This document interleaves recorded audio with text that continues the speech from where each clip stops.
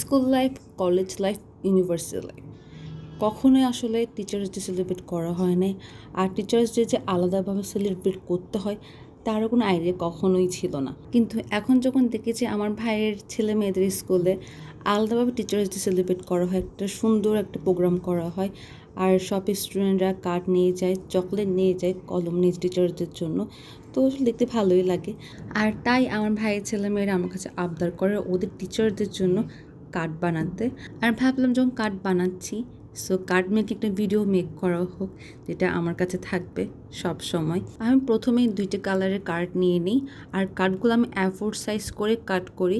A4 size কাট করার পরে আমি A4 সাইজের যে অফসেট পেপার ছিল সেটা অরেঞ্জ আর রেড কালার কার্ডের ভিতরে গ্লু দিয়ে আটকে দিই। আর 2টা কার্ডেই আমি কাটা কম্পাস দিয়ে 2টা ডিফারেন্ট শেপ করে নিই, তারপর সিজার দিয়ে কাট করে নিই। এরপর আমি ডিজাইনের ট্যাবগুলো নিই যাতে আমি কার্ডটা ডেকোরেট করতে পারি।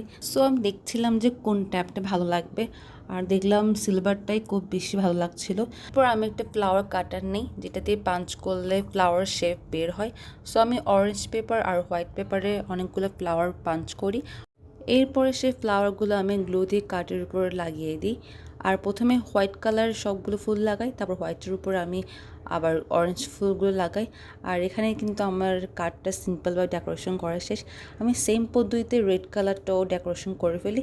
এরপর আমি অরেঞ্জ কার্ডে অরেঞ্জ কালার কলম আর রেড কার্ডে রেড কালার কলম দিয়ে হ্যাপি টিচার্স ডে লিখে একটা লাভ শেপ দিয়ে দিই। সো আমার কার্ডটা একদম রেডি টিচারকে দেওয়ার জন্য।